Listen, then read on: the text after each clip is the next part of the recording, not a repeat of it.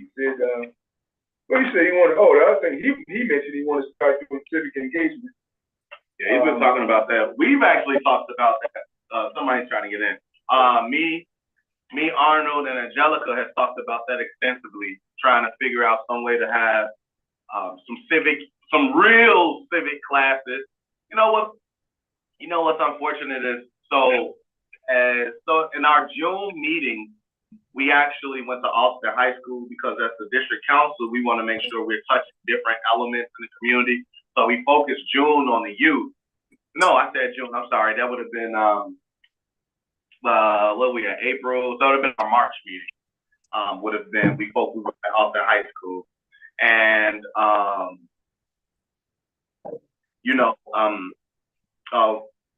but as we were going out and handing out flyers for the meetings, we went to the different high schools in the area. So we went to Austin, we went to Douglas, we went to Christ the King. I'm sure we touched base with some others. I'm drawing a blank with the other ones, but I'll say this: at each one of them, we reached out to the civic instructor or the principal via the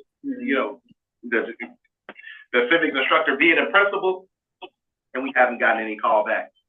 And so it's interesting because we are elected officials. I don't know if we got to go through the whole rigmarole of getting background checks once again. Far be it for me to know what the process is because I don't know. But at the end of the day, I'm like, it shouldn't be this difficult to get audience with these students if you are, Michelle Clark, if you are an elected, and so, that to me, that's alarming. We should be able to, as elected officials, set up a day where we can go in and holler at the students. How else are we going to get some civic education? Otherwise, the congressman echoes that and the need to understand at a deeper level civics, because he mentioned that all the is now transferred to the state central committee woman's position, which the state central committee people are essentially what he said, the board of directors for the Democratic Party, which I hadn't heard that being used before. So that was interesting to learn today. And then he was breaking down a little bit of the history of how the First Ward came to be and how the Shackman Decree made it such that there were no longer positions that were offered through political office, which at one point, before the Shackman Decree was instituted, there was the ability, if you were a committeeman, to get people jobs if they were a precinct captain and things like that, which really helped to push the voting base in the times of Daley and before. So just a little bit of history and a little bit of education is what he provided for us today. And that's something that we have to take further and more broadly into the community because folks don't know, folks have no idea, and even the person as myself who's been in this for a little bit of time continues to learn something new every day.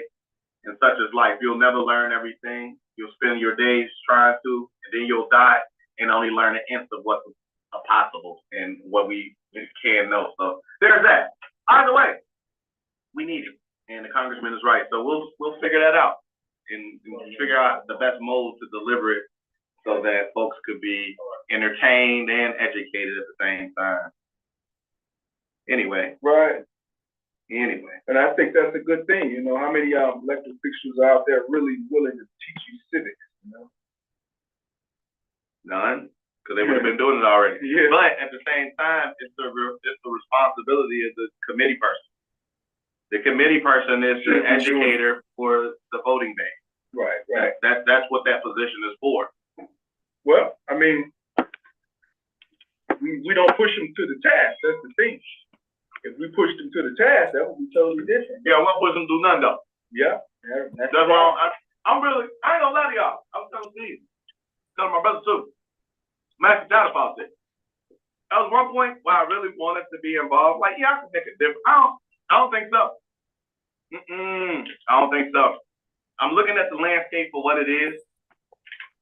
I'm looking at how, first and foremost, your decision is not even your decisions, especially if you owned by somebody, and I say owned in the loose sense. At the end of the day, it takes money to be involved in politics. Whoever dropped the bag on you was who ultimately can ask you to do for them. So one of the things that I want to do is I want to own me a politician. And again, not in a derogatory way. Hey, not in a derogatory way, but I mean, that's what it is. Black people need to own a politician. Put the bag up for them, and then I guarantee you get your agenda met. But until you do that, you're not going to get anywhere. And that's something that, I've continued to learn throughout this process. That's just what it is. We can look at it how we want to. I think the reason it doesn't work that way is because it's illegal. No, it ain't. Yes, it is. No, it's called corporation. Well, you said black people. We don't have a corporation. Yeah, I know. It's fine. And if you're doing it as an individual. Oh, you muted yourself. Did I mute you or did you mute yourself? Who, me? Oh, okay, fine, you muted yourself. Okay. Oh, fine. I thought that you was trying to talk. No, that's where it gets to be an issue, If everybody did that, and we do know, if everybody did that, look, as if it doesn't happen, right? Yeah. I mean, but that's the problem, though. No. Black people got to do that, though.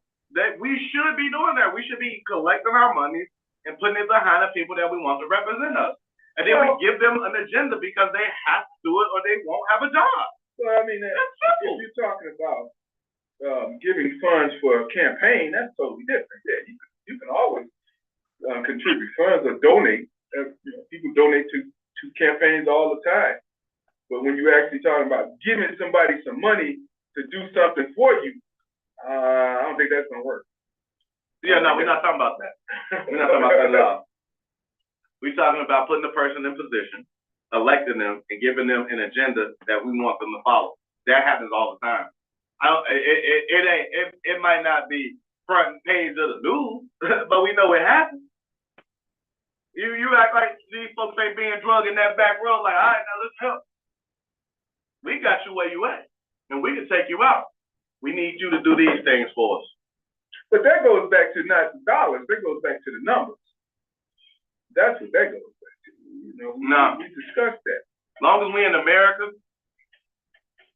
it's always going to be about the money. The people, I mean, you can have a lot of people, but you still need money, though. Money is power here, not position. Position don't entitle you to anything. Money does. Can I interject? Yeah, go ahead, gang. So, I mean, I feel like you got a good point because one thing, and this has nothing to do with, I'm just saying I noticed this. When Trump and Hillary and all the other people was up, he was like, look at them. They're all booing me. These are their donors. He said they don't like me because I don't need a donor because I have my own money. And I think another thing also with Brother Brandon Johnson, I'm pretty sure that the people that financially backed his campaign, I'm talking about like private entities, private donors. I'm pretty sure that these people were pro immigration. And so therefore, even though it's not part of his plan specifically, he still has to adhere to his donors, just like a company has to adhere to their shareholders. You can't go if your shareholders are these people who are leftists or who are like Silicon Valley. For some reason, Silicon Valley, like Facebook, Instagram, all of these tech companies, they typically lean left. Before Elon Musk took over Twitter, it was a left. They lean liberal. They lean left.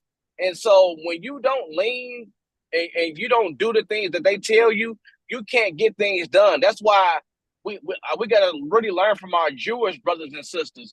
They got the power to leverage things because they are the donors of their politicians. You can't say nothing anti-Semitic. You can't even say, now you know them Jewish people, they good with money. That's called, they will say that's anti-Semitic and you can lose your job. You can lose a political favor, because of those things. And so I think we need to get, like, Black people need to get on code so we can. Let me ask you, so you think that's right? That one ethnic group, one religious group can have that much power over a political entity and no one else can have a say? I wouldn't say if it's a matter of right and wrong. It is what it is. That's what it is. You know, Yeah, I but wouldn't say if it's right or wrong. It is what it is. Even it's if not. even if it is wrong, that's the truth. That's what's happening. But if it's wrong, are we here to correct the wrong? We're not supposed to live But amongst the wrong. we 4% ain't correcting nothing. I think we need to get up. We need to get on board with that so we can start shaping the narrative for Black people. So we can start saying, "Hey, that's anti-Black racism," and start getting people fired for doing things against our culture. I like what the Jews doing. You feel me? They are very powerful people, and we need to be powerful just like them and start doing the same thing. The AIPAC, the American Israel Public Affairs Committee, has 3 million members who want to strengthen and expand the U.S.-Israel relationship. If we look at now, we just talked about foot soldiers, basically. There's 3 million people associated with this group. This group gave Congressman Davis $500,000, and I could be wrong on that number, so I'm gonna look it up. They gave him a substantial amount of money to against Kina Collins because she was pro-Palestine. Pro-Palestine don't mean anti-Israel, but you know what? They dropped a whole lot of money to show otherwise. All I'm saying is, at some point, we got to stop playing around and doing what we've been doing and do what the other folks is doing, because they doing it the right way. And I hear what you're saying, Steve. It ain't right, but it is what it is, like Mosaic said. And until we understand the game and how it's played and actually get on the field, then we're going to be in the same condition. Matter of fact, we ain't going to be in the same condition. We're going to be somewhere else, scattered out and being picked off. And why do you think we can't get in the game? I do think we understand how the game is played. I don't know. I feel like Black people have like more integrity when it comes down to it. Like, we see this stuff. We know how it's not supposed to be this way, and so we don't sometimes want to participate in our own demise. And because of our lack of participation in our own demise, we still are having issues of destruction. So we see it, we know it, we can feel it. I mean, we say this stuff to each other, we know. But I think the system is just it's corrupt. But sometimes it's like, do we even want to play in this corrupt system? I always think of like indigenous folks. They don't really play with the corrupt system, and they've been harmed because they don't play in the system. And how do we? But I'm glad you said that. How do we not lose our integrity and still be in the game? I'm glad you said that. The indigenous people don't play in the system, but on the other part of the game, they ain't getting nothing out of the system. I mean, unless they're happy with some white people saying that they're indigenous also and claiming that the casinos are theirs. I mean, but I don't know. I don't think they're happy with the state of what's happened to their people. Losing millions and millions of their people over 200 years just due to either extinction by soldiers or extinction by chickenpox or smallpox or whatever. They ended up contracting from people that came here, but I don't know. You don't hear much from them. Well, could be because there are not a lot of them anymore. Reservations are far and few between. And I can almost guarantee you there's probably not even 2 million indigenous people in America. I think there's more, but there's actually more indigenous folks that live in urban areas than they do on reservations. So, but like I said, it's because the system is so, I dip my toe in it sometimes and I'm like, it's so disgusting, I want to run out of it again, and so that's what's so hard about the system that we're in. Because I can see everything, if we formed a pack as Black people pack, like we had, like the Jewish, what's the Jewish pack that they have? PIP, PAC. Yeah, we could easily do that, right? But I feel like sometimes our leadership, like, NAACP, you got the Urban League, you have, I mean, there's tons, like there's the Council of Negro Women, there is all this, we just get splintered off and we can't focus. Like, we're just terrible. I like we're ADHD at the. Look, we can go as far as to say, look at all of these Greek fraternities. It's like, these are the young people, these are the new innovators. What are they really doing? Just because they jumping around, stumping on the floor and clapping their hands, what does that really do when you get out of college? What are you doing while you're in college to support and help people? So I don't know. Maybe they're doing it. I just don't see it.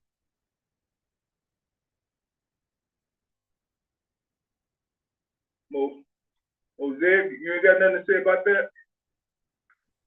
I know you got something. No, so the last thing you just said was, what are you asking me what are young people in college doing? I was confused, and I really couldn't make out everything that the young lady was saying. I'm saying the fraternities and sororities. They join, they become a group, they start getting numbers. They got a lot of numbers because they stay attached to the people that were in the same fraternity 100 years ago. Oh yeah, you were 100 years old, you were Alpha or whatever, or Q or whatever. Oh yeah, they still. So okay, where we at? Oh yeah, so I mean, those are not here towards service towards community though. They can't really be involved in politics. You'll never see anybody that's the alpha coming out in strong support of Congressman Davis as a body. You will see them come help him, as you've seen when we did the Turkey situation down there. They were here to help. Congressman Davis is the alpha, but you'll never see alphas, or you never see black and gold around him because they can't be political. Oh. So, yeah, so. and that's also you can hurt your career in college being political. You know what I'm saying? Like, look at some of the people that's protesting Free Palestine, and I forgot which college, and a lot of those are getting locked up. They getting banned. They're not able to get jobs. So yeah, and then sororities and fraternities, those are not black entities. Those are white entities. So they don't really align with our agenda really like that. Yeah, I think we need more of a grassroots black movement in order to move things forward. But yeah, universities and colleges. There's a professor named Jordan Peterson. He simply said, "Men are women and women are men," and Canada revoked his license to be a professor, like a clinical psychologist. So yeah, I don't know. It's interesting. That's where your younger people are, your innovators are, and the new leaders are. And you're saying they're not trying to lead because of the fear of being too political could tarnish them in the future or right now. Yep. It can, because we live in like politics now is different. We are. It might have always been like this, but it's more exacerbated. Like, we live in a real identity politics. Like, I remember growing up and liking I hate Fox News. I don't like Fox News. I don't like CNN. I don't like MSNBC. I don't like CBS, which is I think CNB what's it, CNBC? Christian-based news. I don't like those because they too right-leaning, left-leaning. You know what I'm saying? Like, I don't like stuff like that. I don't like right talking points. I don't like left talking points. I like straight up unbiased news. Hey, this is right, this is wrong. So let me know. Let me do what I will with it. Give me the information. That's called journalism. Give me the info. That's called journalism. We don't have journalism anymore. Yeah, no, we don't. Since Money. news Money. went 24 hours a day, news didn't used to be 24 hours a day since Ted Turner started back in the 80s. But I need you to sweep out of here too, under the bed and under the table when you're finished. what's that? Huh? Sorry. Oh, I thought somebody said that's okay. But anytime you ready, Fanya, we can dive into what we talked about regarding the drugs and the drugs task force and what's going on and what's really happening out there in the world when it comes to that world. And we have Fanya Berry. Go ahead, and you are with. Thank you guys for having me. I really appreciate this. I am Fanya Berry. I'm the director of the West Side Heroin Opioid Task Force. And we were actually founded by Congressman Davis, and it was the West Side Heroin West Side Heroin Task Force back in the day, a long time ago. And then we sort of turned leadership reins over to LaShawn Ford in 2016. And in 2016, the task force was convening at Loretto Hospital. And Rep. Ford is a person of action, and there were a lot of meetings, but no action happening with the task force. So he was like, we need action on this issue because, the opioid crisis was beginning and starting and developing, and we needed to get boots on the ground. So he approached Prevention Partnership, which has been in the community for a very long time, on Lake Street, and they do prevention work in the high school. And he asked Prevention Partnership to see if they could do something. And so Lou Saez and Lee Rush, who are co-founders of Prevention Partnership with Congressman Davis, said, yes, we can do something here with this issue. And they are people who are deeply rooted in community, understand community engagement and community involvement.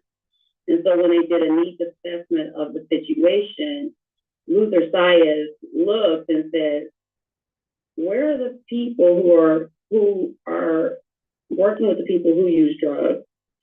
Where is Narcan being distributed? Because Narcan has been around since the 60s to 70s as a drug reversal of opioid overdoses. Why isn't this being delivered into our community? What's happening here? And so with that, and with some funding from our state general revenue fund, we began to corner on the streets where people use drugs and people deal drugs and distribute Narcan and sell them to never use alone.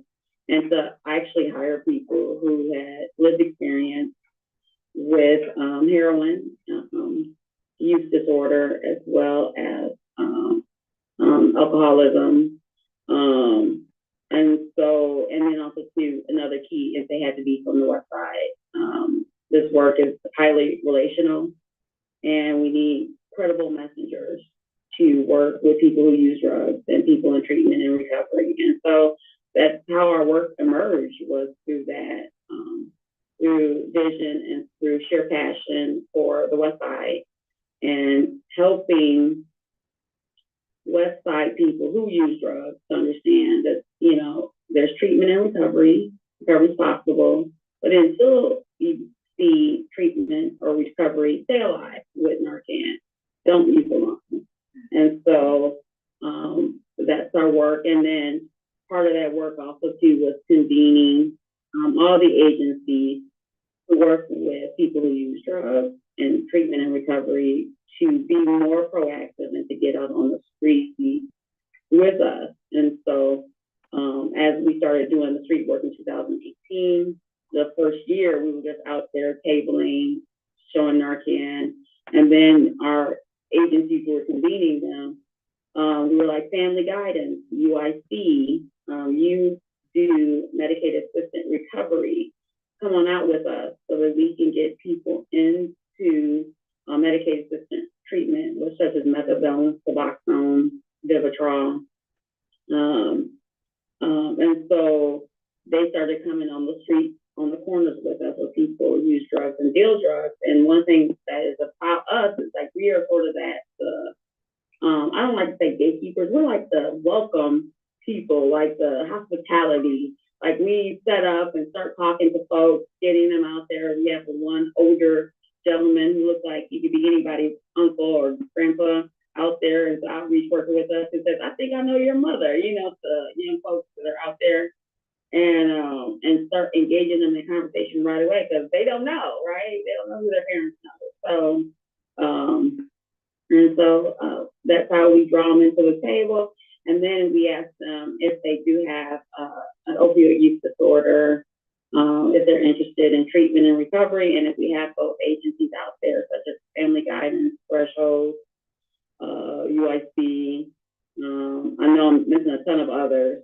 Then we call the process a warm handoff to those agencies, so they can get them induced into medicated assisted recovery. And then any other services that they're offering as well. So I heard the conversation was about fentanyl. Fentanyl is an opioid. It's a synthetic opiate, right? And fentanyl has not. It could be on marijuana, but it cannot change the composition of marijuana or make marijuana more potent or more dangerous, right? What happens is that marijuana is, usually smoked, right? And the flame that goes on, the direct flame that goes on marijuana burns fentanyl off marijuana. Okay? And so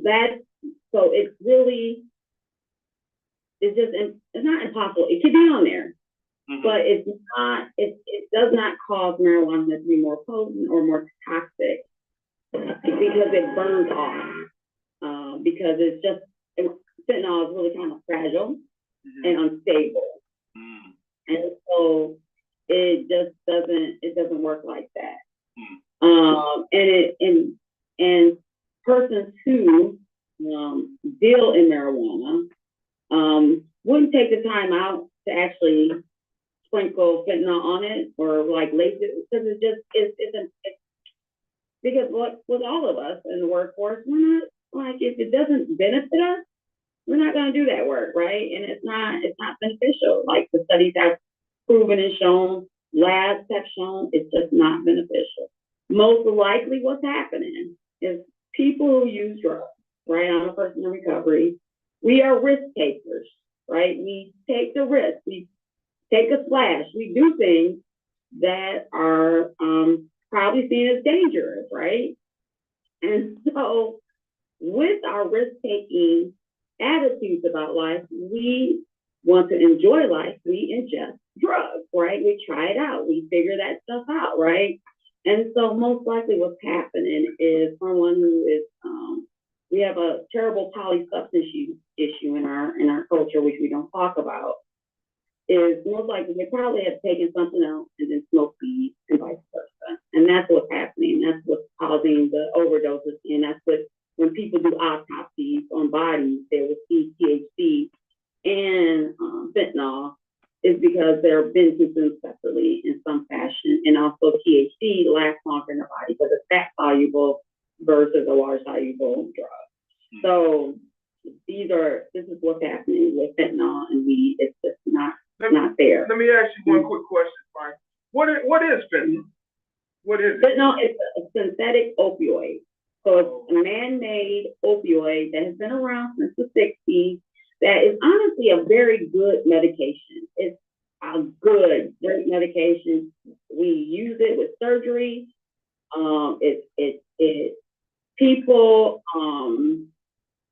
People can go in, get fentanyl, and you're not an addict. Like, you can go have surgery, they administer it to you in the hospital as a pain reliever, and then you leave the hospital, you're fine. Like, it doesn't cause people addiction right away. Like morphine, you know, it's just that, right? Right. But it's more potent than heroin, right? It's 100 times more potent than heroin. And if you're a person who has untreated trauma, and you're a risk taker in personality, untreated trauma, risk taker in personality, most likely you're going to get caught up in having a substance use disorder, especially if you have not treated your trauma from the past. So, and it's just self-medication. And that's what's going on in our community. So I'm reading it, and it says it's 20 to 40 times more potent than heroin and 100 times more potent than morphine.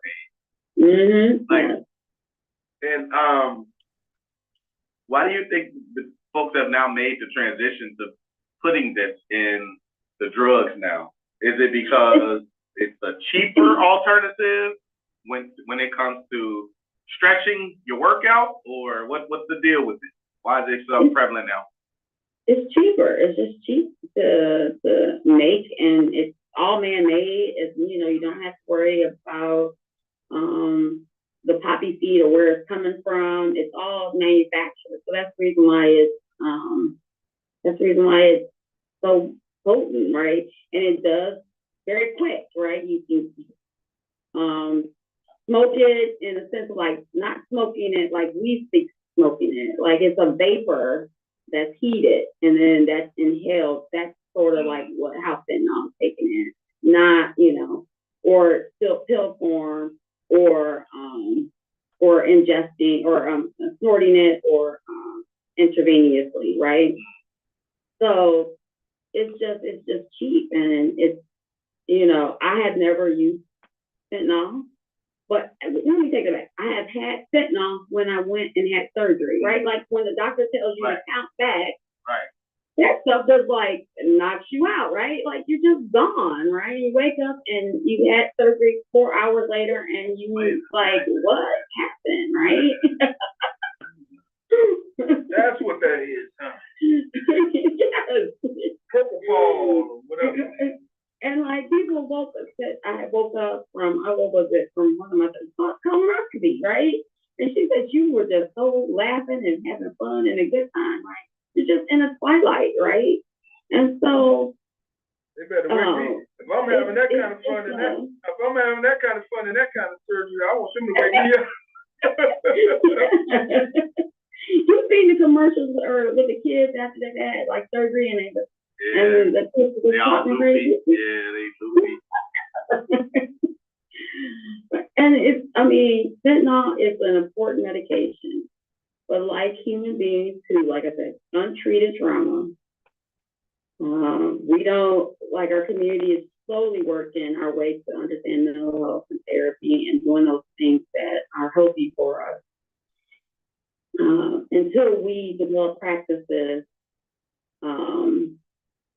that help us to have more hope, help us to, like, you know, DeAndre, you talk about the resilience, especially for people who have trauma, right? Then we're gonna have an issue with drug usage in our community. So let me touch base on what we were talking about before we came on. I said, you know, there needs to be more money and more soldiers out there to address this issue. And you were saying those things are being addressed, correct? Absolutely. So the Biden administration, I want to say, has spent a lot of money into harm reduction, treatment, recovery services. And what has been nice about it is that we are receiving funding. Like DeAndre just sent me like 7 grants, right? Like it was a lot, you know, because they want to tackle this issue. And there is a workforce. The workforce are people who are in recovery, like myself, as well as actually harm reduction, you know, which is our agency, what we believe in. Abstinence is the goal for some people, but some people can manage use. Some people who have opioid use disorder can manage their use. And that's something we don't talk about a lot. But there are people who've used heroin for years, you know, had held a job, took care of family, physically involved, you know. And so because of that, because we see that, we cannot believe in punishing folks for drug usage or banning drug usage totally. Because the truth be told, just like people need insulin, because they have to regulate their body, their sugars, there could be something with drug usage that we don't know. And because we have banned it as a country, and we have not studied it well, addiction medicine is not studied well. Yeah. Because we're immature about our conversation when it comes to drug usage. When we get to be mature, other countries have looked at it and said, oh, this is a health problem, or this person actually lacks something. Because the truth be told, opioids are a natural receptor in our brain. Like, there's opioid receptors in our brain, right? Like, so we are intended to use it for surgery. We're intended to use it to ease pain, right? Like, I'm a minister too, so I believe God made everything good, right? So that's the intention of it. So we have a workforce for this. We have a workforce to work with people who use drugs or people in treatment and recovery, and those are the people with lived experience. Those are the people who we set outside the door and said, oh, you use drugs, you can never work again, right? We can punish them, we imprison them.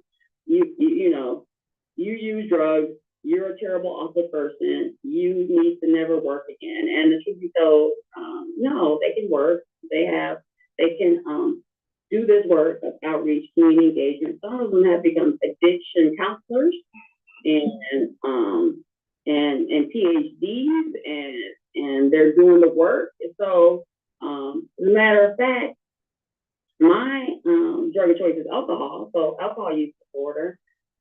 The system created a path for me to stay employed, right? They said, okay, the company can't fire you for having alcohol use disorder. So go to a 28-day treatment program, you know, because your alcohol usage has gotten out of control. So that's where I went, but they could not legally fire me for showing up to work intoxicated. You know, they had to offer passive treatment for me, you know, and that's the law, right? Like, so because we made cannabis illegal as well as opioids illegal, we can't do what we do for people who have alcohol use disorder, which we have to get to there. So. Well, there's a question on Berkeley says, at one time it was said that there would have mobile vans to help address the overdoses in Austin. Do you all know of an organization that has? Yes, we do. So Family Guidance has a mobile van that comes out with us on Tuesdays and Thursdays when we're out doing treatment. UIC is out on Mondays and Fridays with us with their mobile unit. They do everything, even wound care for that. And I think those are the only two that I know of right now that have vans. Krista Dyer says preventive partnership and Luke Side. Yeah, that's it. That's the organization. That's who we are. Yeah. That's Fania Berry. That's who she's working with. But it's still, I don't know if my question was really answered, because when you said that you have that the money's there and the soldiers are there, and we don't. So are you saying we don't need more people to address this? Oh, we need more people. Like, okay. All those people that we encounter. Like, I'm doing our quarterly report, and so I think this month or this last 3 months we encountered about, I want to say 1,900 people, right? And in those 1,900 people, some of them are jobless, right? Like, if they were curious and asked us questions, we will get them employed. As a matter of fact, that's what we do, is that we employ anybody that's sort of curious and wants to have employment with us. But they're not ready yet. It's like when you're ready to get employed, we're here, we're available. But yeah, we're encountering a lot of people who are of the West Side, and some folks are on the West Side. So, and yeah, you see panhandlers. Most panhandlers probably have an opioid use disorder. I mean, just to be truthful, if you see those, especially ones who are United States citizens, not migrants, most likely they do have some sort of substance use disorder. And they can work, right? They're working on the corners already. But would they be employed at Walmart? Would they be employed at Amazon warehouse? Maybe they could get there, after, but most of those jobs would probably say you need to be drug free. And what we don't say that, because we know recovery is a process. It's not a destination. Wow. I was gonna say, I'm looking forward to the expansion of the program. As I mentioned before, one of the things that we're working with NYU's policing project is alternative responses to policing. And I just really like this idea of when someone is actively overdosing or is in threat of, instead of calling the police, or even when you do call police, because it does go to the OEMC first before getting dispatched, that dispatch could go to you all's phones or something, and you would be the first response, and then get there and sit with the person, administer Narcan or what have you until the medics arrive if necessary. And that way we could keep our officers busy handling some of the other more violent situations that's going on in the community, so that they can actually divert violence the way they're supposed to. I'm just thinking of, because I know that we have to really start to think of how, especially in this climate of wanting to lessen police interaction with community for more positive relationships, so that we can get people, like you said, like all of these unemployed folks could become the workforce. They could become the people that are responding to others that would just like them, great, and be able to say, and walk with them through that process if they want to get better, or clean, if you will, and that's stuff.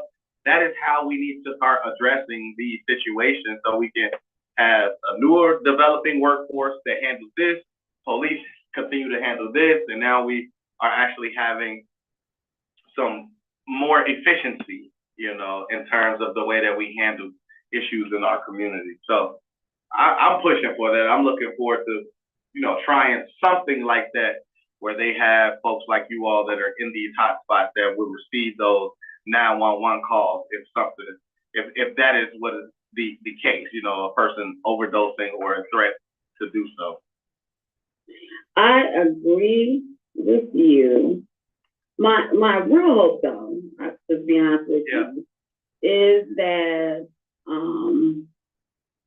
we reduce overdoses, EMS calls on the West Side of Chicago, especially fatalities. That's my real hope. But I almost worked my way out of the task force, worked its way out of this work, right? Especially, my hope is for us to create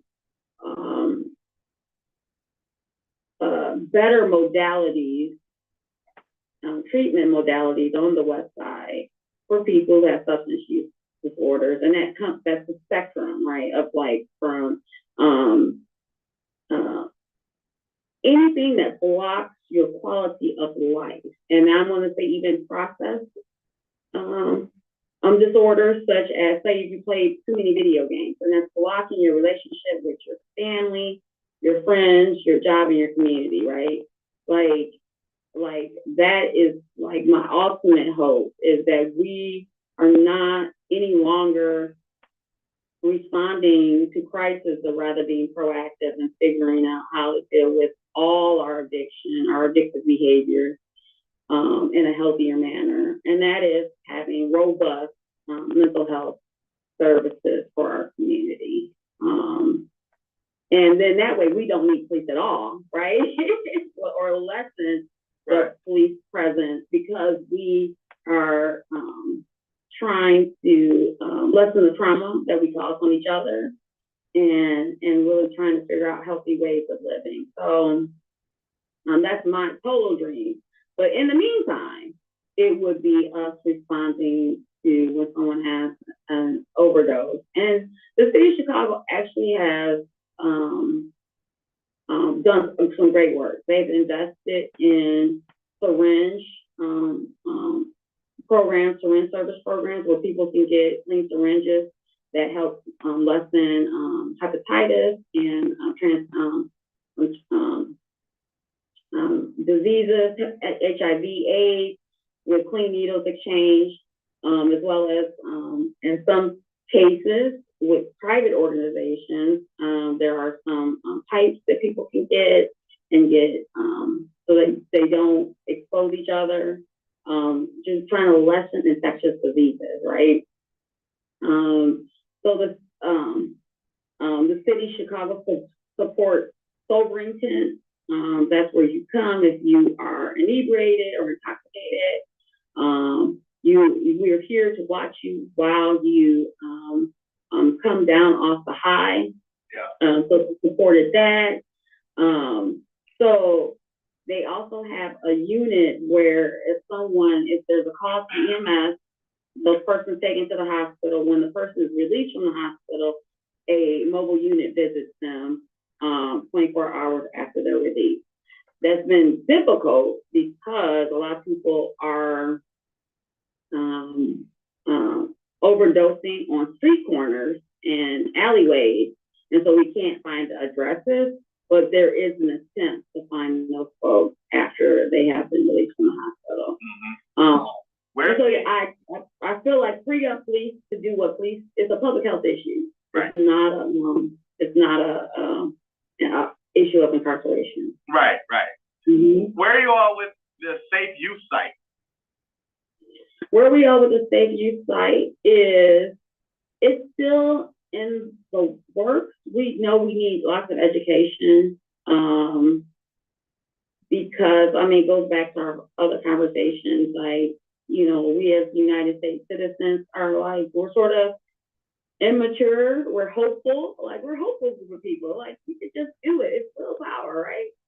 And so the overdose prevention site is still, like, we still have the comments, we condone any drug usage when we talk about overdose prevention site. So for those who don't know, there's legislation in our state house,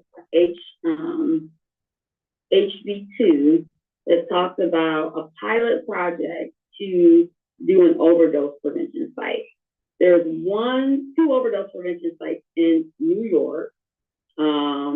And what an overdose prevention site is, and all its correctness, right, is that a person will be able to be supervised while they take their illicitly bought drug. So the drug is bought on the street. We do not supply the drug to the person, right? So a person obtains their drug on the street. They will come into an overdose prevention site, and we would say, would you want your drug to be checked for fentanyl, right? Check for if there's something else in the drug, right? Most people who use drugs are curious. They actually are little chemists, right? They're curious. So they will check the drug, right? Then if they choose to take it, then they will be supervised by a medical staff who supervises so they won't overdose.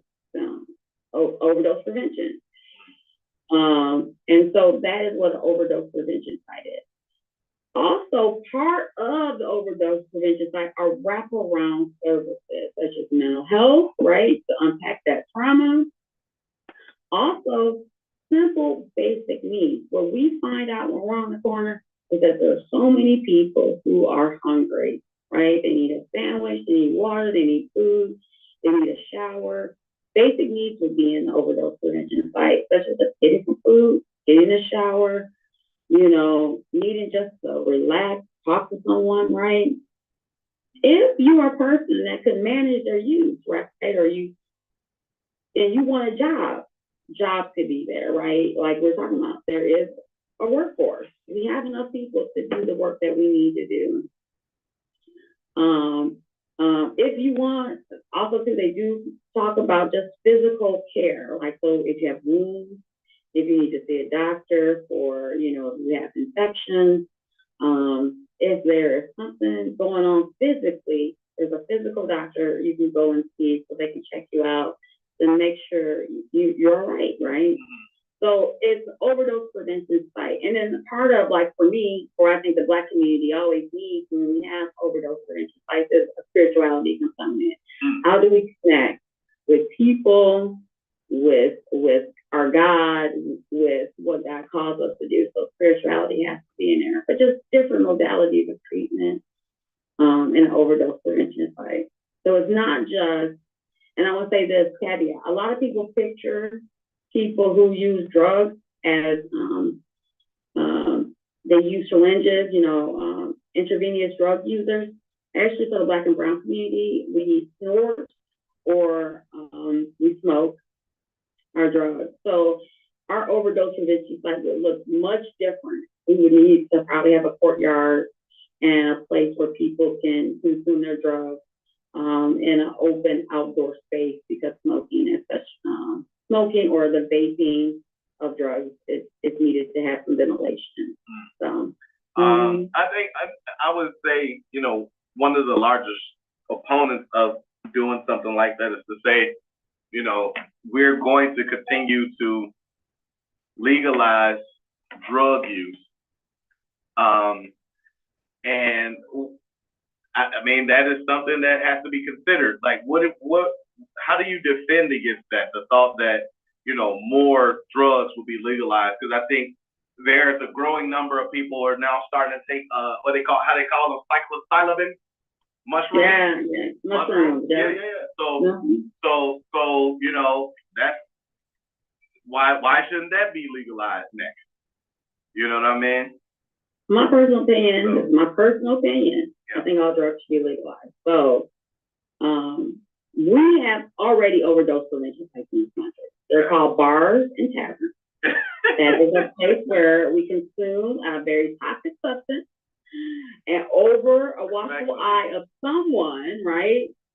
It's actually, an overdose prevention site is much safer than a bar and tavern, because you can't over consume and have blood poisoning, alcohol poisoning, right?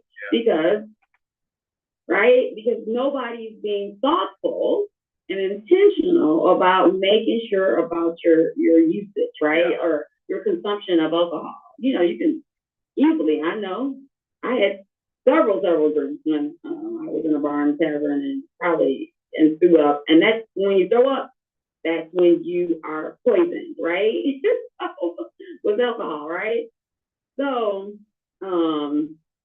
we have this already, and so legalizing all drugs could bring us to healthier conversations about drugs, can get us to understand the science of addiction better, to get us to understand, like, just people better, right? Mm-hmm. If we legalize all drugs.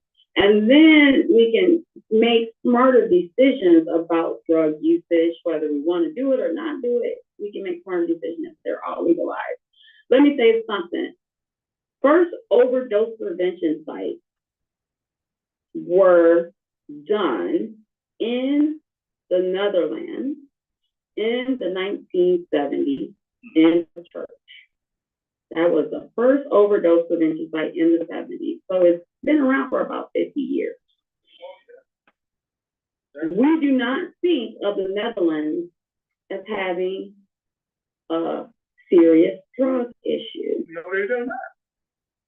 Denmark, any of those. Maybe Amsterdam, we kind of like, something's going on there. But most of those countries who have legalized drug usage, we do not see them as like we see ourselves. What we see in our country, right?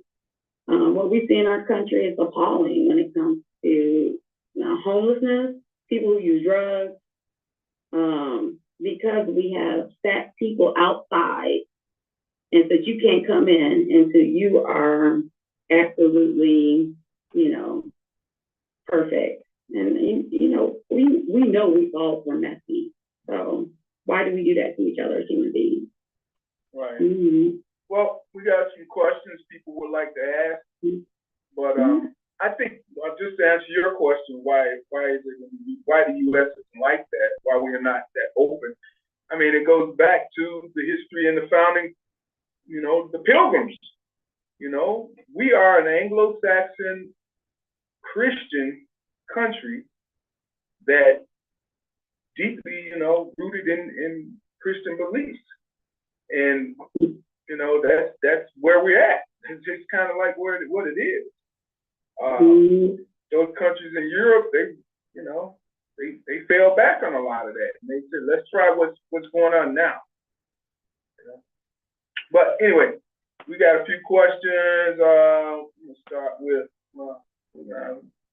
Bertha. You had a question. She wanted something to be put on a list. But Bertha, you mind coming on? Go ahead.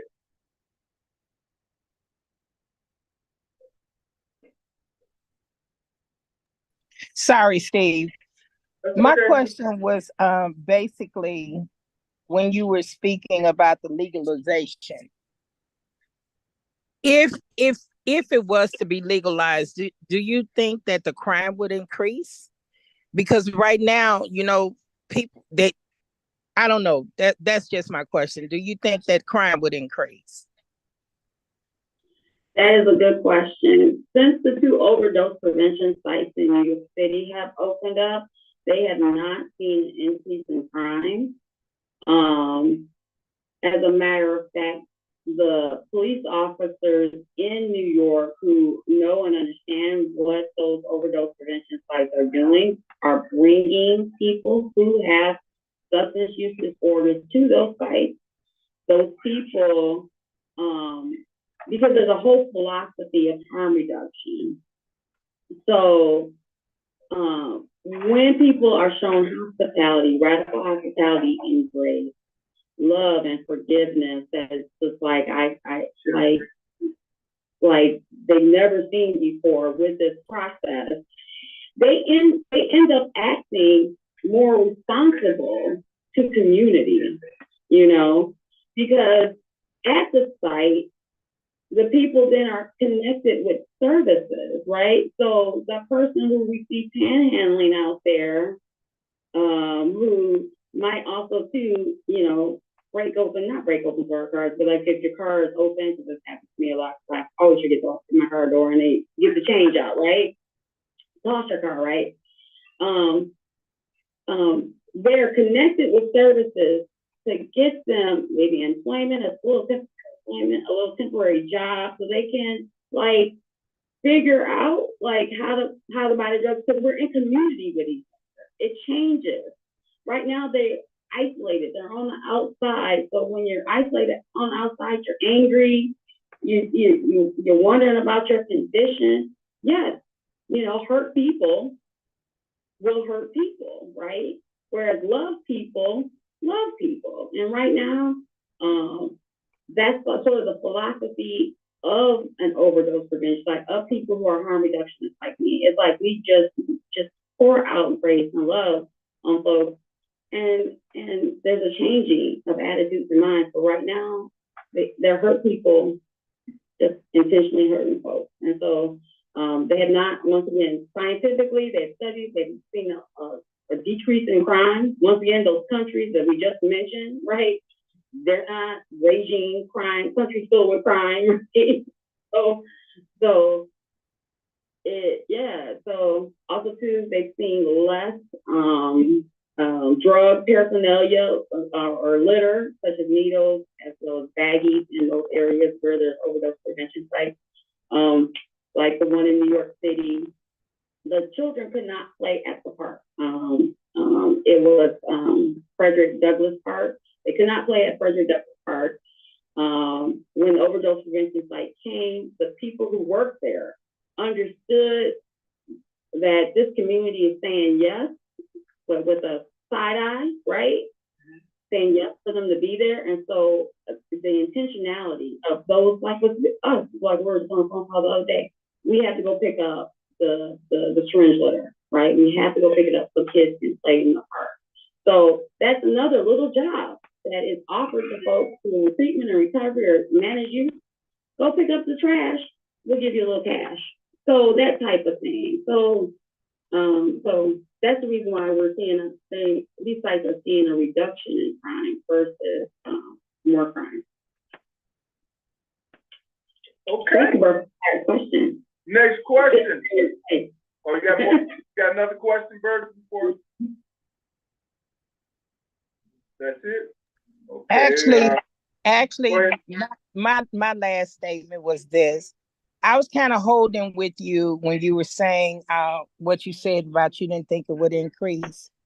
When actually, I have seen more people out here now swaying in the wind, where they just broke down on the drugs. I've had some packages stolen from my house, where these people come with their bags and steal your packages, and then go sell your stuff for little or nothing.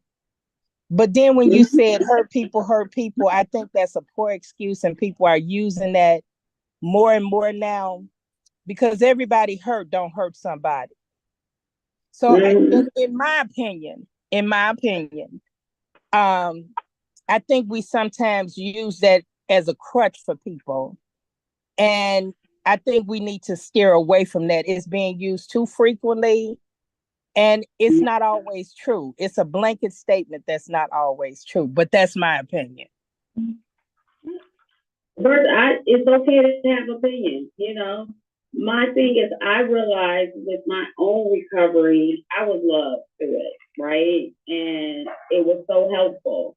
But I contrast that with my uncle's recovery, and it was much harsher. We treated him much more terrible than I was treated, right? And he now is like totally gone from family, right? And I still love my uncle, right? But I know when we witnessed him, when I was a young child, witnessing him and going through his alcoholism, and how the family ostracized him and put him out, right? It's hard now that he's older. We can't have a relationship with him because our family was so mean. And then, like with my recovery, it was like, I wasn't put out, and so I agree, like, we could say that statement, but also too, what does it look like if our community just loved and offered grace and forgiveness to those who hurt us, and then try to figure out pathways for them to be healthier is really the thing I am always wondering. Like, and I try my best, and everything I do is to show love and grace, and I see it working. Like in my own life, it does work. Okay. Next person had a question. Go ahead. Who was it? Jose? Yeah, so I'm present. So, I have to I'm pretty familiar. Well, shout out to you for your recovery and getting over that, because addiction is a serious matter in our community, and it's really hard. You rarely see. I only know one person in my family out of all the people who were drug addicts actually overcome an addiction. I've lost at least 3 to 4 family members young, before 30 or at 30, to fentanyl poisoning. So, shout out to you for that. But I do have to agree with Ms. Bertha because, you know, people packages are getting, I was a manager at Amazon and we will always get calls from customers, you know, and you can't expect somebody who getting a package stolen and been waiting on a package 2-3 days, paid for faster shipping, and their package getting stolen by people who doing drugs. And and if you legalize drugs, I'm all for certain things being legal, but I don't think hard drugs should be legalized because it is going to increase crime and it's going to embolden criminals. And I also think that this program that they're making, this program that they're making to opt in people for a safe place to do your drugs, like, you know, from a guy who's been in the street, you know, drug addicts come back 5-6 times a day. So imagine somebody coming back 5-6 times a day, you feel me, to your facility, leaving in and out, doing the drugs. Like, you know, we need to start promoting the root of the problem, first principles. And if you start with first principles, you will start with, well, you know, we're letting people in our borders who's carrying these drugs. We letting China sell the fentanyl to Mexico. That's their business. But when it crosses our border, you will never ever fix this problem until you fix the rudimentary issues of the problem, and that's this border issue and the cartel issue. You can have all the Narcan you want. You can have all of the buildings where you let people come and shoot up, which is ridiculous. Like, imagine a crackhead going to Four Corner Hustler on Chicago Avenue in Laramie buying umpteen grams of heroin, coming to your facility, you greeting them, hey, how are you doing? Right to the left. You can go ahead. You know what? Let me check for your fit. That is ridiculous. Like, how, like our culture is so degenerate and lost. And I'm gonna always keep using my peers, my brothers and sisters of the Jewish faith as an example. They will never allow this. They will never allow facilities to be created, and because it's going to be mostly Black people in these facilities coming here having a safe place to shoot up. And then this is going to be a crime hub too. I guarantee you it's going to be a crime hub. It's going to be drug dealers across the street, around the corner, waiting for people to come out and sell their drugs. But let me ask you this. We already got that. Everything you just named is already here. Why not try something innovative and new? That's not innovative because it was done in the Netherlands. It's used in other, I mean, for us it would be innovative. No, it wouldn't. We just started it, you know, but it's been going on in Europe. Steve, that's not innovative. Put in a place where somebody, where a violent criminal with a gun on him selling drugs to somebody, and then going to the Walmart crack house to come do my crack house, and then you got doctors checking for fentanyl. Like, what? Like, that's the most dumbest thing in the United States of America. The ones that it's connections happening. So, like, you talk about like people going in and out all day. It's not like that. Like, it's like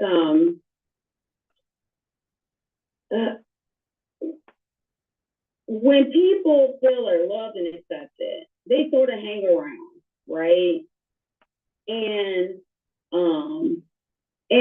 like I said, attitudes start changing, mindsets start changing because they're in a place where they feel safe, right? And once again, there are other resources in that place that we would offer, as well as in New York. There are other resources. So it's not like we're just, you're showing them or doing drugs with them and then they're released on the street. No, they're there because we don't want them to overdose, number one. So they have to stay until the process is over, okay? Then also, too, people who use drugs, we start to talk to them and be in relationship with them about why they're using. So it's an opportunity to So disrupt. there's some social work behind it also. Yeah, disrupt drug usage, because we have that person, instead of them buying their drugs someplace, they'll buy their drugs someplace, when you have that drug transaction illegally on the street, you scurry away to go do your drug in an abandoned building, right? That now they're in a place where there are people who understand the science of addiction, people who have counseling background. They're in a place where they are secure to maybe ask questions, to wonder, to be attached to something besides just scurrying behind a building. And I'm saying it like that, like I'm using the word scurry very intentionally, like a rat, like, you scurry around, you're doing your illegal stuff. Where this is like out in the open, this is happening, this is real. And then we start having conversations. Why? Why do you have substance use disorder? What needs to change in your life in order for you to stop using drugs, or order for you to manage your use? We can't have those conversations now because people are running behind buildings and going to places that are, unseen. Where do you think, Floyd? As far as packages being stolen, once again, we would be working with those who use drugs to find jobs that they can do. Like whenever we're out on the corner, when we start working, we start picking up trash.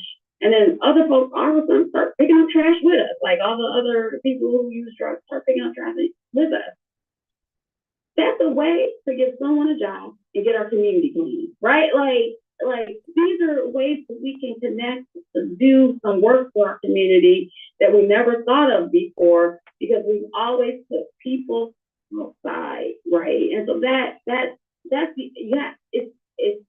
it requires imagination when it's a very imaginative experiment that we're talking about, even though it's been done already. It's like, right, if we are drawing people in there, the light is coming, being shown on it, then we can start working better with the folks versus what's happening with them now. Bertha says, they're already doing it.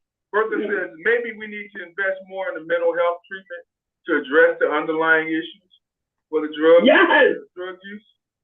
And then she says, what kind of resources? You must have said something about resources.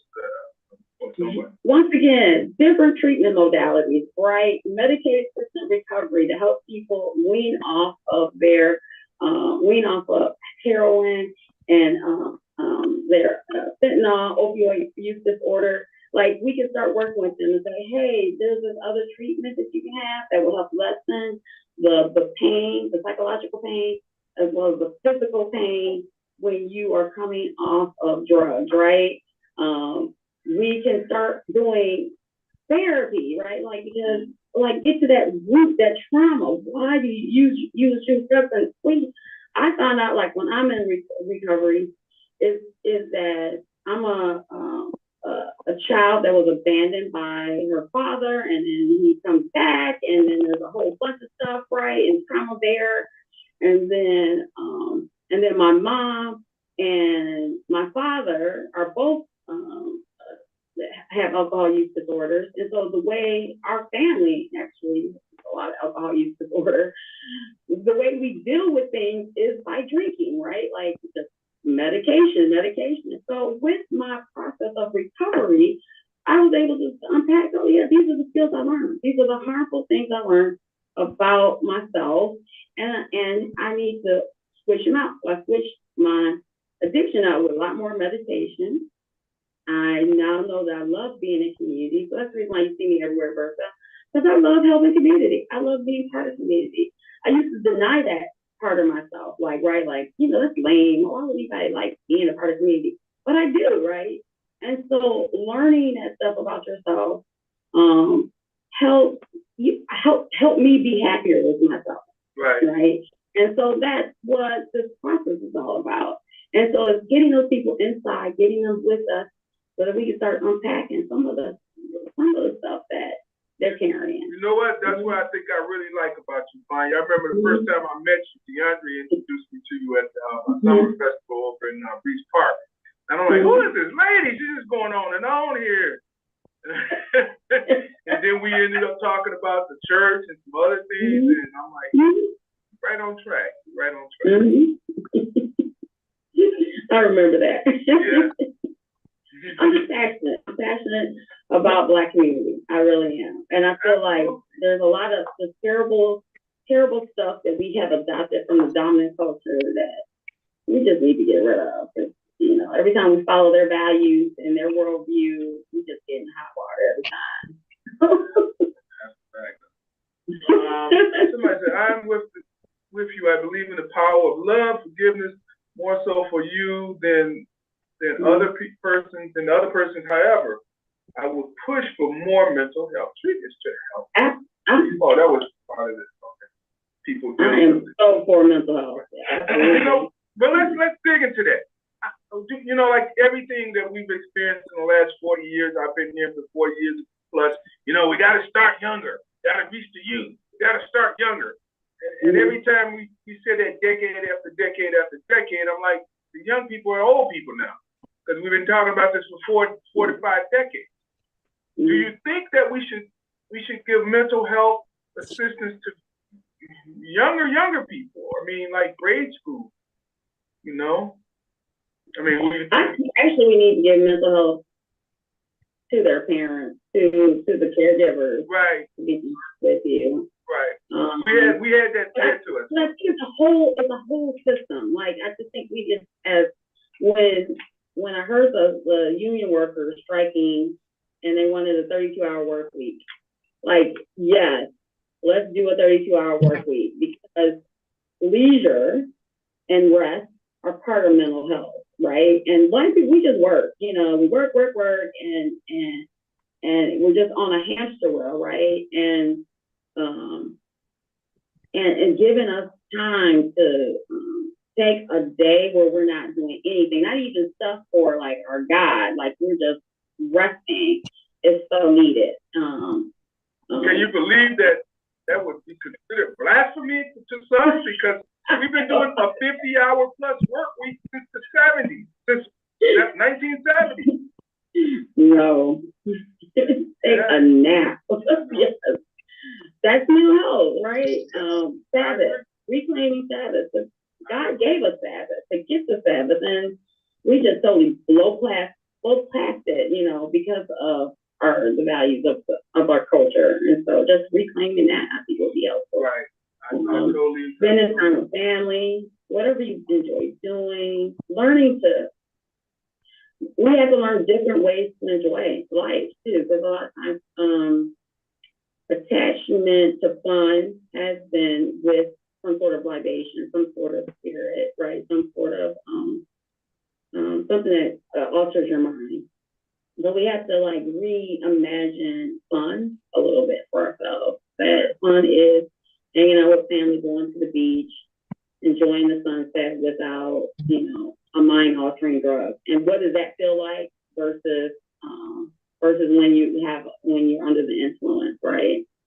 So but we have to learn that. We have to learn and understand that, and that takes time. And I don't think we have enough time as sometimes like people. It's just like, I feel like we're always running. Barry got a question. Barry, go ahead. You got your hand up? Yeah. Lower it. Fania, I wanted to try to lower my hand. Fania, I wanted to pile on the love. I think what you're doing is fantastic. Didn't hear it all. And, unlike Mosaic, I don't have that experience with drugs directly. So I don't know the details. But from my point of view, what I think is crucial for us to have a well-functioning community is for everyone to be part of the community and for everyone to be functioning. And I don't see how we can get there without the kind of thing you're doing. So I can't hear you. He's not speaking. Oh, I thought Fania said something. Hello? No, you're still there. You're still there. Okay. Can you hear him, Fania? Okay, now I can hear. Okay, better repeat. I lost about. Go Go ahead. Yeah, 20 seconds. um, well, what I was saying is I don't have direct experience with drugs. Mhm. So I just don't know. But that part, but from my point of view, um, we can't have a well-functioning community without including everyone. And so I don't see how we can do without the work that you're doing. I think it's a necessity, and it seems crazy to me that we haven't been doing something along the lines that you're working in. Mhm. Well, I don't know how late you came in, Barry, but the work that she's doing has just transitioned from other work that came before it. So there was what was the prevention partnership before it was the West Side Opioid Task Force. It was the West Side Heroin Task Force started by Congressman Davis and moved over to State Rep LaShawn Ford in 2016. Then there was a joining of Prevention Partnership and the West Side Heroin Task Force, which now led. So the work has already been going on for some time. The thing is, and to be candid, white people started doing opioids. Once they became the victims of opioids, then the state decided that it was a real issue that needed money and support to be put behind it. Then that's when it became more prevalent, and now we have what we have now. When it was a blacks only thing, they didn't care for it the way they do now. Well, DeAndre, I would say, they go to her community since oh my goodness, they would give cocaine to slaves to make them more workable. The CIA brought the drugs into the community. There's a whole history of drugs. Right. Can I add something? Go ahead. Making our community, once again, that's why I go back to like key number one is rest for us. People might disagree, but I think we need a collective rest as a group of people in the United States of America. But Mary wanted to add something. Sorry. What you want to say, Mary? DeAndre, I agree with you. The problems come first to the Black community. And what the opportunity that I see is for the solutions to emerge first from the Black community.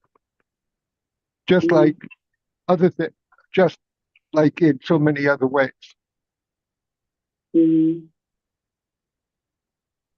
I think that's what made the West Side Heroin Opioid Task Force, particularly with Luther Sides being our director of outreach, is that people were talking about the solution. Oh, let me back this up. So during the AIDS movement and the Stone Riot ends, it was queer Black women that led that movement in harm reduction and understanding the pushback against HIV/AIDS and all that, right? So Black people have been motivators in movements, right? Since the beginning of this country. What happens is the dominant culture co-ops what we do and makes it their own. And so that's my little historian teaching me, like, like when you think about the revolution of this country, who was the first person to die, right? Chris Pathetic, right? We were there in those rooms talking about how to agitate people to say, freedom, liberty, and justice for all, right? So yeah, Black people have been definitely vocal. The problem is we're not funded. Like, they don't want. I hate to be like negative on this, but it just feels like an intentionality to cause us to have death, right? But I don't want to go there because that's a dark place. Nah, you can let me know. I don't have a problem. At the end of the day, I actually said this at the meeting when you was there.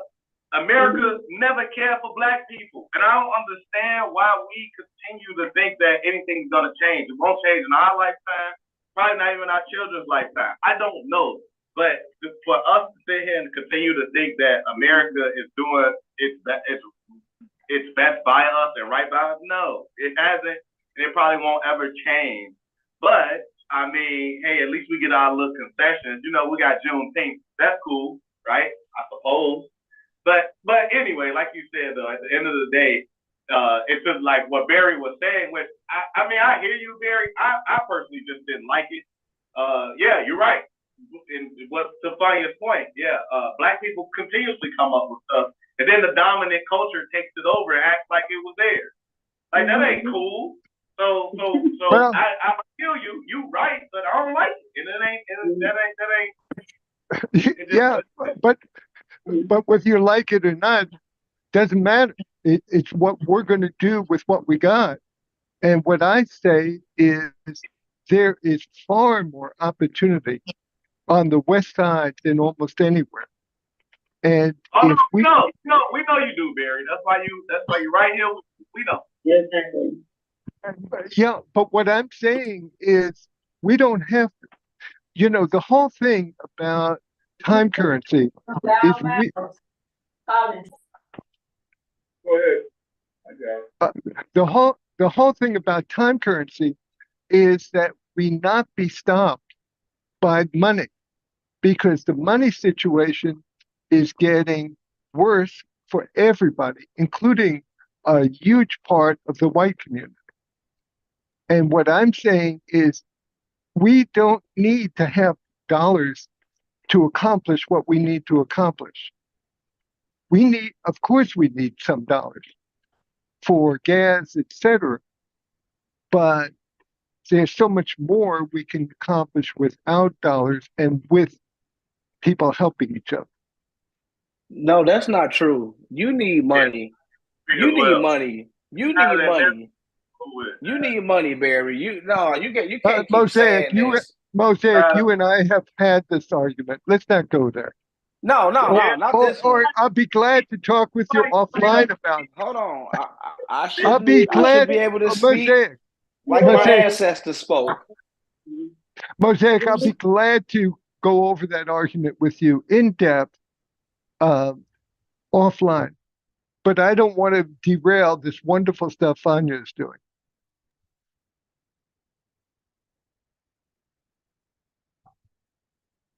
I can't hear you, Fania.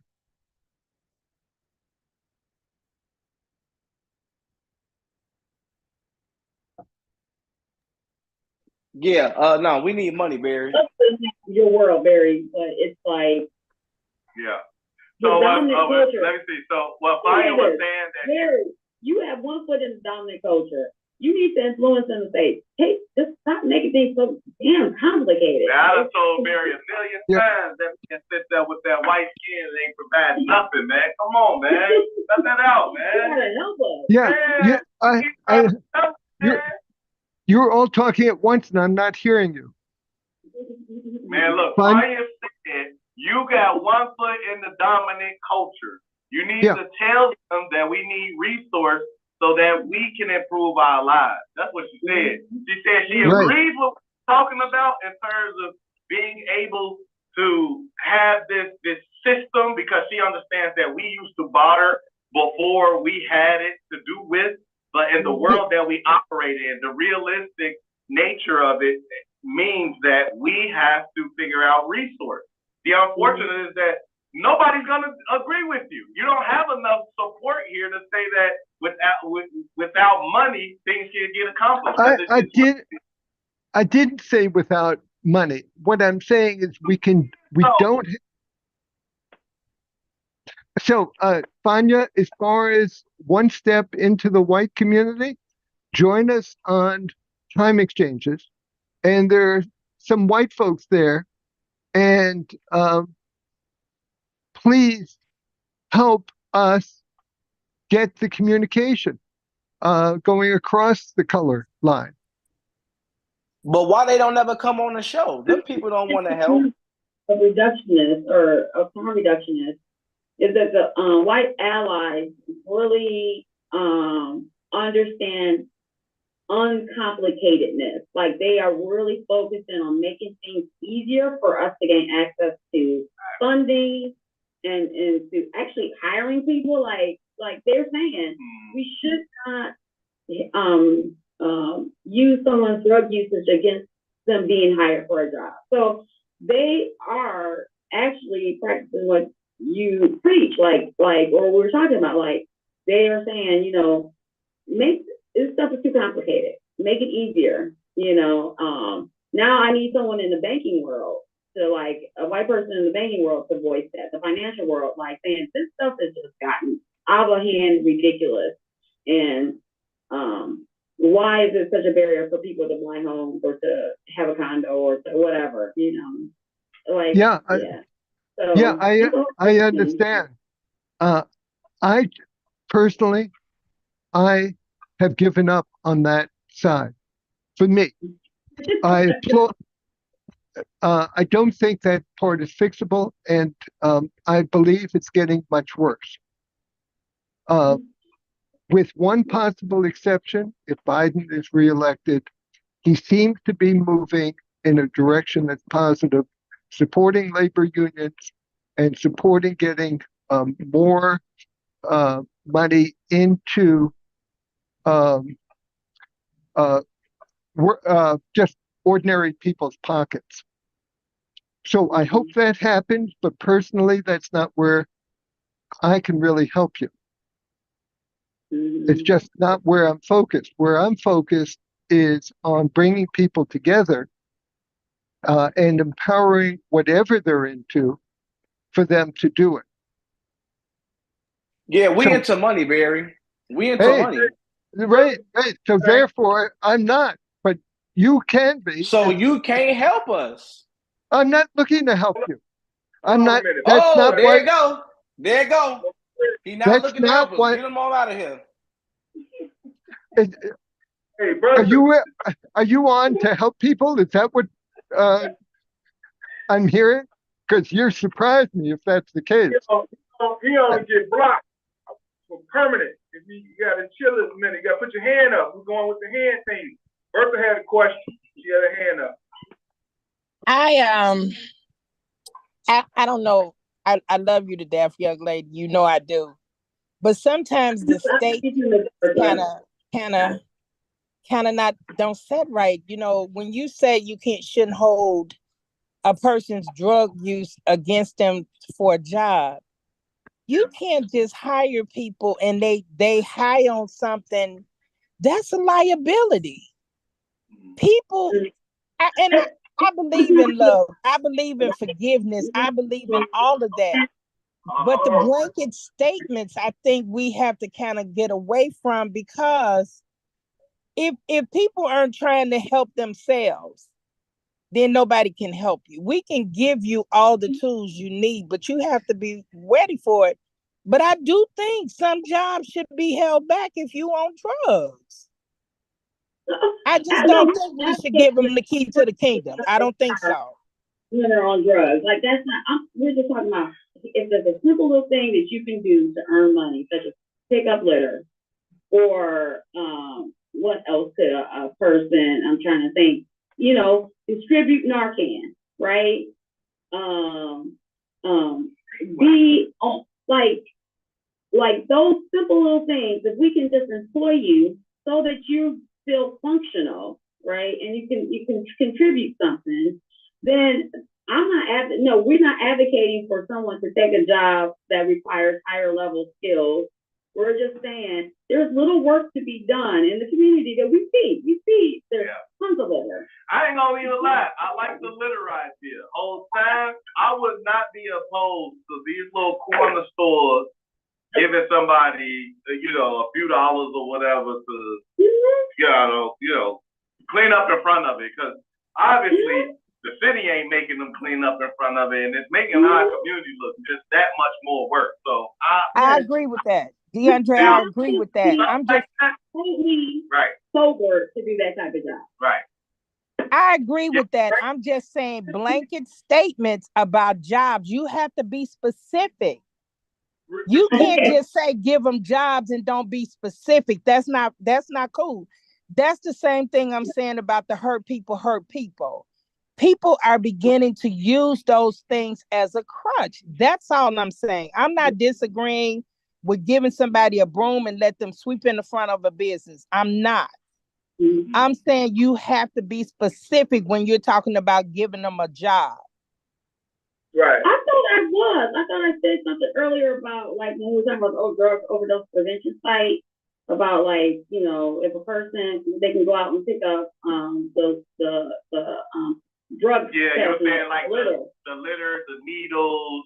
You know, she did say like if they in a regard of giving them jobs, more or less the litter, the needles, and da da da. But you also did say, you know, in reference to like your own work, how your job instead of, you know, firing you allows you to go to a substance use program, and in that way you could get the sense that you're advocating that folks that are in situations where they may be abusing drugs should be allowed those type of opportunities as well, when those could actually be liabilities to Ms. Bertha's point. So you did say that, but you also, you know, I do understand where the idea could come from, especially in that you're saying that in your own corporate space you were able to work through it in this way. So I could understand that. Yeah. Bertha said, okay, I'm sorry about the misconfusion. I honestly never would advocate. I believe in harm reduction. Like, so if you're on a job and you cause harm on your job, we should figure out how you can still be employed without you doing that job anymore. Because people need to feel like they can contribute somehow. And so I think we gotta figure out ways to help people feel fulfilled, feel involved, get them mental health treatment. Does that make sense? So yeah. get them to be productive. Slowly. Yeah, we gotta you said it best, which what Barry was piggybacking off of and echoing the idea that, you know, we have to bring everybody. Everybody has to be a part of this. You know, you have to have community. You have to have love. And we all, and so you start to do that by making the person feel valued. So if you can figure out the drug issue while giving them an opportunity to be a part of regular life and have that support, the community that you found, like you said, you was against it, then you're like, man, I love doing this community. So if we can figure out that piece to get them, and then, you know, we don't throw away people, and now people don't feel disregarded, where they feel like they have to utilize this to cope with everyday life around them, you know. So you know, but yeah. So thank you, Ms. Bertha. I appreciate the challenge. You know what's well, helping me to clarify what I was trying to advocate for. So I appreciate that. So we do know that most private sector jobs and definitely governmental jobs, they are going to check for things. Yeah. If they're going to do background checks, they're definitely doing drug tests, and they're going to check to see what drugs you know in your system. Lord knows that, you know, we can't say that even people at the highest office of the country, the president, has said, look, Bill Clinton said that he said, I just inhaled. Well, we weren't there, were we? You know, and what were you inhaling, Mr. President? You know, so there are situations, limitations, and look, Lord knows we don't want doctors on these substances, but we know good and well they're the first ones that can get to it. They more than anybody else. So who's checking the checker? You know, but again, and they have been some doctors who have, you know, unfortunately have been under the influence when they have done serious damage. Dr. Gibbons, doggone dentist that's sniffing the laughing gas, you know? So, I think to Ms. Bertha's point, this goes back to the source of why we get into drug use anyway. mental health related, to that, there are drives or initiatives in place, if you will, that will help cope with that, this whole treatment, not trauma piece, and trying to put more monies back into the mental health space, open up some places that were once closed down. And so that's good. I also always get to the point where what is it about America that people have to be under substance in order to function here? We got to ask that question. Like, that's the big, that is not a mental health related issue. That is something totally different. And maybe it's just inherent to the founding fathers of this country in the way that folks had to, figure out their own existence in some way, but we continue as time goes on to need stronger and stronger substances just to walk around in America. And that is something that needs to be discussed itself. You're right. Like, when you think about the rise of cannabis usage, right, and the legalization of it now for the state of Illinois, that's the wondering that I also have. Like, in the country, like, where we have the greatest access, there is money, we have power. Why is it that we are so deeply unhealthy? I think it's because we shame everything. When you shame it, you kick it underground. When you kick it underground, there's no way to turn left or right and say, am I doing this right? Am I doing this wrong? Forget about it. I'm just gonna do this. And that's where I noticed the difference when I was in Europe. There's so many things in Europe that we shame here. They're just open to, and I'm looking like, wait a minute, this is going on like this. And they're like, oh, that's no big deal. And I'm like, nobody really cares about this? People care, but we don't have a problem with it because it doesn't get out of hand. I'm like, wow, that's what I like what you said. It's shame. We're a shame culture. We're, think about it under the rug, think about the keep it under the pilgrims. rug, Think about the and people that, like I said, I mean, think about like Puritans. I always bring things back to slavery. Like, they're trying to sweep slavery on the rug, like, because they're so shameful of that period in history, they just can't even deal with it. They don't want to give us reparations. That's why they try to slave. That's why they try.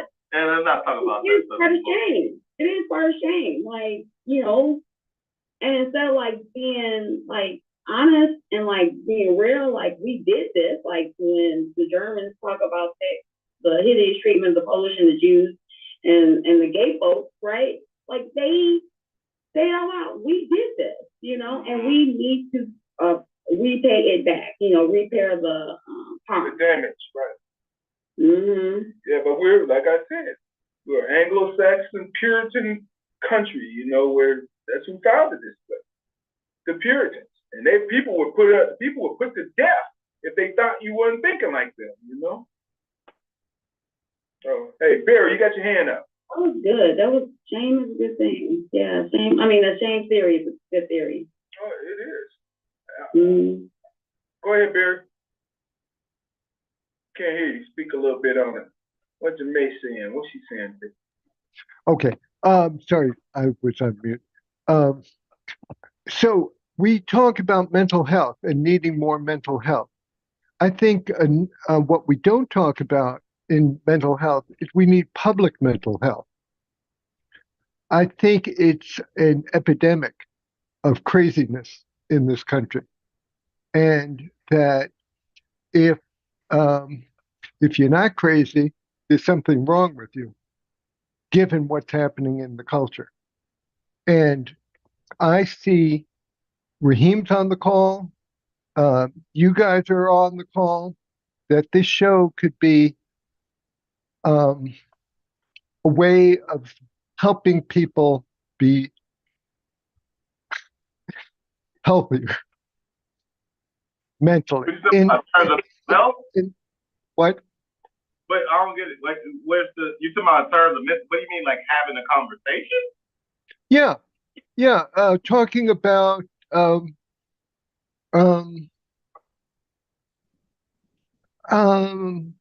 meditation, mindfulness, for example. as a way of having time for yourself to quiet down when you feel too agitated. It's a mental health. It would help everybody's mental health if more people practiced being mindful instead of reacting to whatever they see. Right. I received that.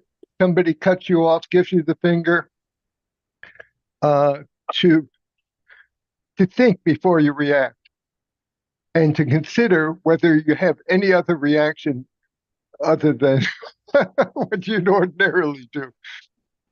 Teach you how to deal with situations. What was that called back in the day? I don't know. I mean, shit, I was never taught this, but we need emotional regulation. Yeah, but there's. Oh yeah, no, I didn't have that growing up. I didn't think about that. But I mean, nowadays, what has become more apparent is that people don't know how to regulate their emotions. They get too high opinion. They don't know how to seek facts. And when you have a lot of disinformation, you can only go off your limited knowledge base. And when you have that, you're going to act according. There's what we call mental models. This is the way that you have been developed based on your experiences, your perspectives, your opinions, your views, your thoughts, your theories, and anything that you believe is true of the world. And when anything comes into conflict with your mental model, it will cause you to act irrationally because you want so profusely to believe that everything that you believe is true, and that's just not the case. And so if we don't understand that and get some emotional regulation and figure out how to stop ourselves in the act, then we're going to continue to have the situations we have now. And as generations go on, all we do is get worse at it. So. Arnold, you got something? Got your hand up. Go for it. So do tell. What's it? Remind me of the conversation with Larry. You gotta take your mute off, Arnold. Okay. Unmute. All right. Hello to our guests. And I have two questions. Can you hear me? Yes, you can. Okay. One is, I didn't hear what she does with the opioid task force. I know Luther, and I'm, for disclosure purpose, campaign for a drug-free West Side. And the second question is, since we have recovery coaching with the campaign, and if you're an outreach worker or management or whatever, what additional training, if necessary, or where it's going, would you feel both our organization as well as the organization you're advocating on behalf of will be needed in the future, and the resources? So I'm the director of the West Side Heroin Opioid Task Force. We're a project under Prevention Partnership, and Luther Sides is our director of outreach. I took over or inherited the position from Lee Rush.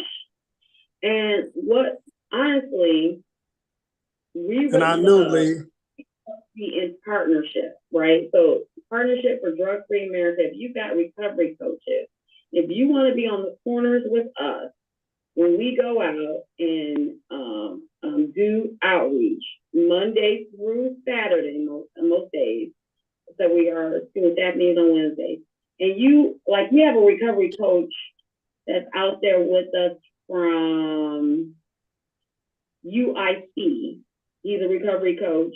He's out there trying to get clients, trying to talk to people who use drugs, people who are already in treatment and recovery, because we meet all walks of life when we're doing outreach. You're welcome to join us. You know, our lane is that we refer people over to the experts that do the work.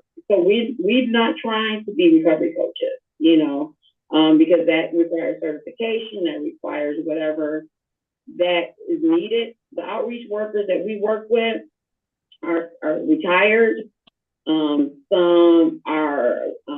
Some are just, as a part-time job that they're a part of, but they really don't want to do certification and go the next step to be recovery coaches or maybe CDACs, certified Right. alcohol counselors, right? Like, that's not their lane. They really desire community and trying to help those who use drugs get into treatment and recovery. So we can partner, absolutely. Okay then, thank you. Mhm. Sounds like a plan. Put your hand All down. right, got another partner. Come see me Tuesday. I'm in office. And we at Okay. South, Is we at there any way you can share with Steve or DeAndre the days that you all are out?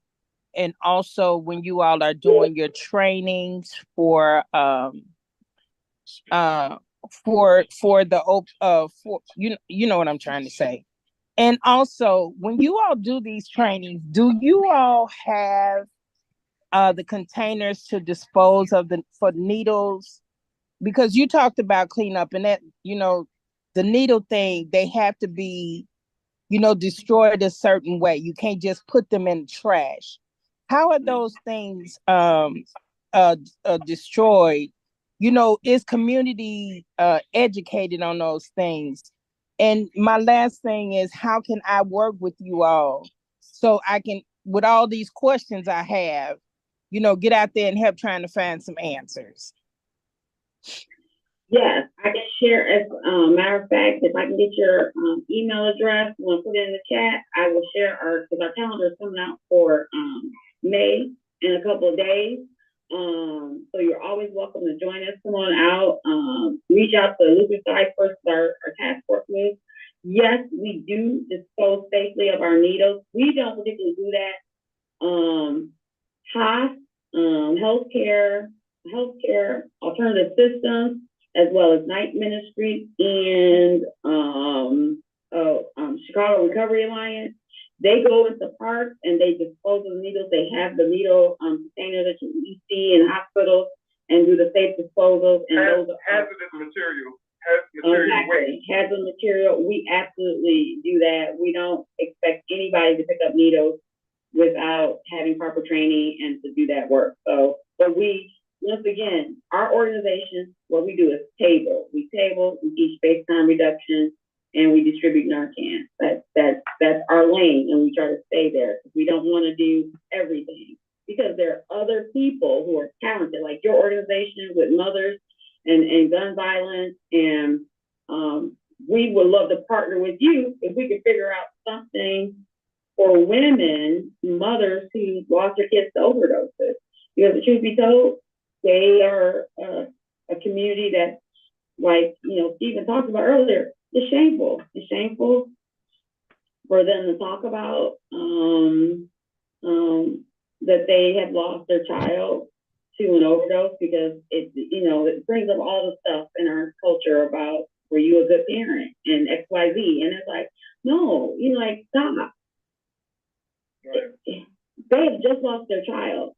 And they have pain from that, and they don't know what is going on and what happened and where was the disconnect with them and their child, or vice versa. Like that's so much, and we need to stop the shame around that. So yes, Ms. Bertha, we can definitely partner and work together. Bertha want to know, Arnold, about how to become a coach. How you got any information on how to become a coach, a recovery coach? For me. No, I think Arnold. That was for Arnold. America, yeah. Mm-hmm. Arnold with the best friend. Change your name. Best SR then. Are you there? Lower your hand, Arnold, but come on back. Okay, she'll come back to it. We'll find out about that. But so the I'm gonna call it W-SHOT-F. That's a shot part in the middle. I don't know about that. But stands for West Side Heroin Opium Task Force. And I want to thank Fania Berry.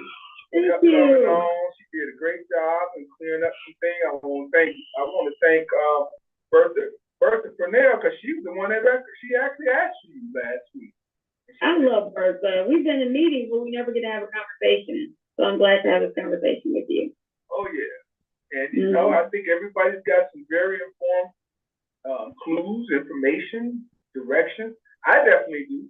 I mean, much of this I didn't really know any of it, and you know, you enlighten me on with the marijuana, how that's being handled, and what's going on with that, with the fusion. Let's just call it fusion. But one thing we didn't talk about, because DeAndre said this last week, he said, if you touch this much of, not even needles head of opium. Yeah, less than a penny's worth. Of The fentanyl. substance itself is supposed to be so deadly that if you put, if it makes skin contact, that it can send you into like a shock or some sort of seizure, or what's? No, that's not true. That's Okay. you have to consume it in some way. Mm. If it goes on your skin, it will not send you into a shock or seizure. Okay. That's just your mind playing tricks on you. No, You know, so I've it's not seen a- reports where it was said officers have touched this stuff and gone. So all of that stuff is not. So, it's just like money. You know how much money got dope on it? Everybody, little kids touch Thank the money. you. Okay. That's what you tell Soldier. You tell kids don't put their hands in their mouth. When they put their hands in their mouth, they could be something else, you know. But yeah. Anybody else got anything? We're going around the room because we're at the top of the hour in a few minutes. Well, thank you, Whitfield, for your work as being a retired nurse. That's good work too. There you go. Sure. Fania, Go ahead, Barry. Fania, can you hear me? I can hear you, Barry. If you'd be open to a conversation, can I give you my number or get your number? I'll give it to him. I'll give it to him. Okay, perfect. Great. Thanks, Fania. No problem, Barry. Good deal. All right, we're gonna go around the room because we're about to conclude for the day. Let's go to Arnold. Arnold, you there? Because we gotta ask a question for you. Come on down, Arnold. I don't see him. Let's go to the next person. That would be Bertha. What you got to say in conclusion? I just want to say thank you all so much for the conversation. I really appreciate the transparency and the honestiness. Thank you all so much. Thank you, Ms. Bertha. I appreciate that. What's that one? Let's stay on the other one. What about you, Raheem, Dr. Young? What you got to say? All right, what's up, everybody? Great conversation tonight. Very thought-provoking. I don't know, I was kind of late jumping on. I know that San Francisco, well, like Portland, I believe San Francisco have programs that's similar to like what you were talking about. Did you talk about that? I did not, because that's been so problematic. What happened with Portland and Oregon, was they were invested in doing harm reduction. And they lessened the laws regarding opioid usage, as well as, like made them like ticket offenses, as well as with all sorts of drugs. Here's the issue. We have to do the infrastructure first. So the Westside Heroin Opioid Task Force advocates for infrastructure first. So we need to make sure that things are in place. People need housing. We need to make sure that we can get people in the jobs right away when they start asking for jobs, right? When we, wound care and food, all that needs to be in place. Oregon didn't do any of that stuff. They sort of like lessened the rules, and then chaos broke out, and they didn't build the infrastructure they needed to build in order for the drug overdose prevention sites to succeed. New York did the right way. They said we need to have infrastructure. We need to have all the players in place, all the stakeholders at the table, and we need to build it right versus versus what Oregon did. They sort of they rushed it and they didn't think it through thoroughly. You know. Yeah, and so yeah. So now they're dismantling everything, and it's easy to incarcerate people because the incarceration state is already set up, right? It's already set up to, you know, arrest people, put them in jail, get them there, and there they get all the services, right? All the services. People get fed, clothing, they get a shower. The incarceration state can give you jobs. You have shelter. So we have the system set up to incarcerate people, and that's an easy system to plug right into when you don't want to do the hard work of building a system of care for people who use drugs, and that's the difference. So that's the reason why their experiment failed, because it does take a lot to do that work. You have to mirror the incarceration system, and you have to put the same amount of resources it takes to incarcerate someone into building a great harm reduction OPS site. And that's what, about $40,000 per person. And like, even now, I think these numbers are low that we're proposing. We're proposing there, you know, an OPS site to be built for $8 million. That's not enough. So, and so I'm so glad we're taking it very slow, because I'm going to be advocating that this system cannot be as random and haphazard as what happened in Oregon. Yeah. I don't know if you can see Ms. Brown on the screen there, but she says she's having a health fair, which you consider attending. And I do have her info. So if you text me, Ms. Brown, the information, I'll get it over to Fanya, or I'll just make the connection. Either way, we'll get you connected. Appreciate you, Dr. Young. Anybody else out there? I can't see who else on Zoom on that side. So anybody that'd like to? Cool? Tiny. Oh, Tiny, what's up? Oh man, I'm sorry I missed it. Seemed like I had a good thing going about that mental health, and I'm just sorry I got in late. But I'm just glad to be on, you know, around like-minded people. Keep up the good work. You are ready. Who else out there? Tamika. Thank you. Tamika. Hey, Tamika, how are you? Haven't heard from you in a minute. Yep, Tamika. Yep. All right. Who else? That's it. Okay, cool.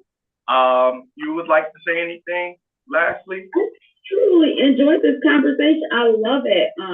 I could talk about drugs all the time and harm reduction. So, and also politics. I love politics. So it's too much. I'm so opinionated. So, thank you for inviting me. I really appreciate it. Thank you for all the comments. All right, cool. All right, y'all. So a couple things I want to do before everybody starts to hop. Couple things. May 29th, over at Intentional Sports, the 25th District Council will be doing a CPR training.